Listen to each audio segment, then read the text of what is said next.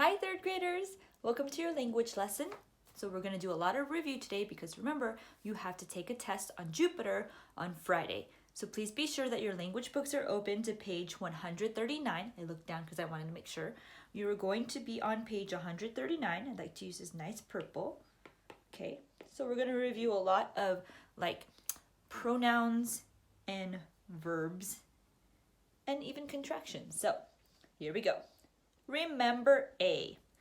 And we're not going to do all of these, of course. Here, we'll do some here and then some at our Zoom meeting. Underline the correct verb or word in parentheses. Because it's cold outside, you should wear a coat today. So that's number one. Because it's cold outside, you should wear a coat today. So I know there are two it's, but as you notice, one of them has an apostrophe because it stands for it is. That means it's a contraction. It stands for it is. So either we say, because it is cold outside, you should wear a coat today, or you say it's, meaning if it has no contraction, it's an object that owns something. Well, we know it's not that because we're actually saying, because it's cold outside, you should wear a coat today. So whenever you see contractions with the apostrophe, one of the best strategies to use is to break it down into the two words it represents. So like it's, it is. Critical thinking.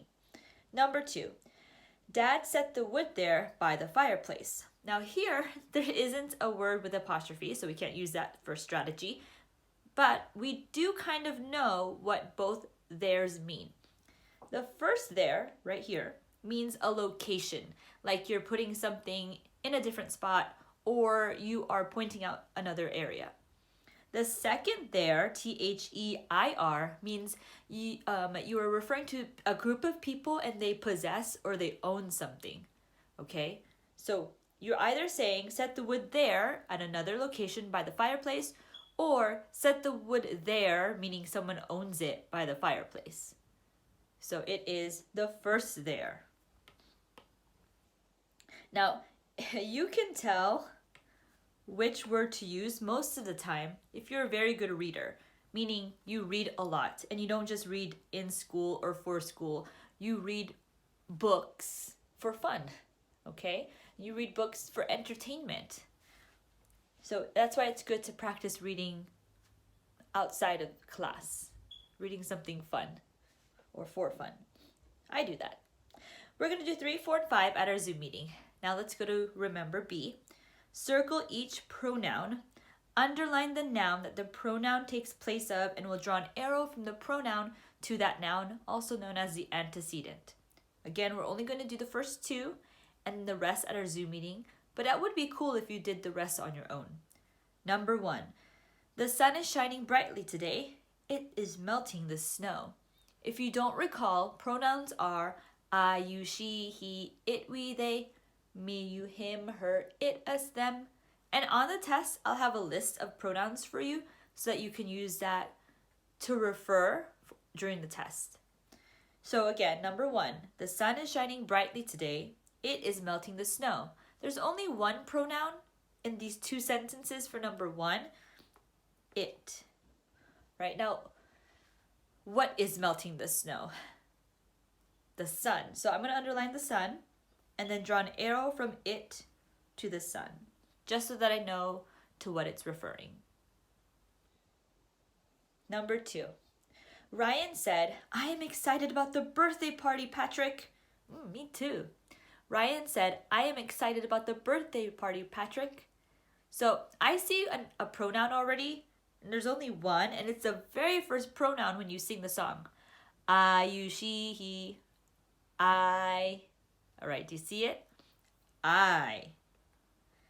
Now, who is saying I? Is it Patrick or is it Ryan?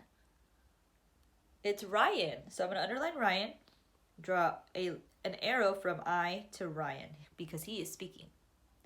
We'll do 3, 4, and 5 on our own. On our own at our Zoom meeting, but you can try it on your own. Remember, C is fun. All you have to do is change these words into its contractional form. I'm going to do the first one for you. Cannot becomes can't. And you can do the rest on your own and we'll review it at our Zoom meeting. I recall that Mrs. Jones used to do that activity with contractions and they're performing surgery, and the band-aid happens to be the apostrophe. Last part, fun stuff. We're going to identify if the sentence is declarative, interrogative, exclamatory, or imperative, and this is level 5 thinking. We're also going to correct the sentence by capitalizing where it's necessary and adding punctuation marks. So again, we'll do the first two. Please, let me help you with those boxes. Aw. All right.